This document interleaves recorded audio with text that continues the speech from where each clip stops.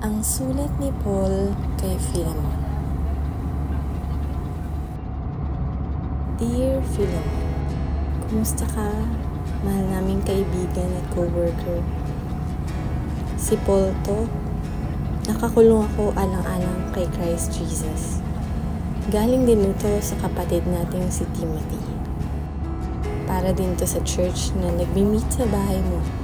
Pati na rin sa kapatid namin na si Afia. At kay Archippus, na kagaya naming sundalo ni Christ. Sana nararanasan niyo ang kagandahang loob na galing sa Diyos na Tatay natin at sa Panginoon nating si Jesus Christ. Maging panatag sana ang puso at isipan niyo. Philemon, every time na naaalala kita sa mga prayers ko, nagpapasalamat ako sa aking Diyos. Nabalitaan ko kasi ang pagmamahal mo sa lahat ng mga taong pinili ng Diyos at ang faith mo sa Panginoong Jesus.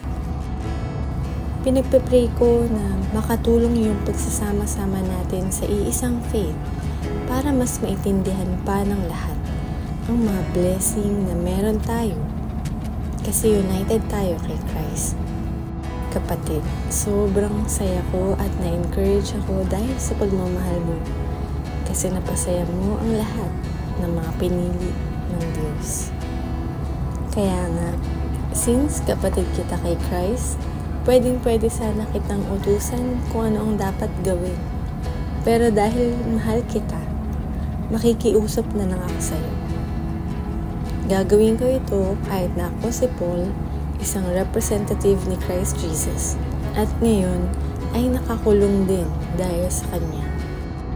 Nakikiusap ako sa iyo para kay Onesimus. Nung nasa kulungan ako, pinakilala ko sa kanya si Christ. Kaya naging anak ko siya at naging spiritual father niya ako.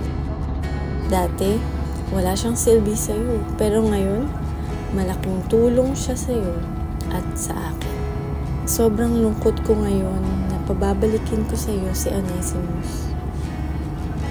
Gusto ko sana siyang magstay dito kasama ko para matulungan niya ako habang nakakulong ako alang-alang sa gospel. Pag ganun, para mo na rin nagawa yung mga bagay na gagawin mo sana kung nandito ka. Pero ayokong pilitin ka na tulungan ako. Instead, gusto kong tulungan mo ako kasi gusto mo talaga. Kaya wala akong gagawin na hindi ka pumapayag.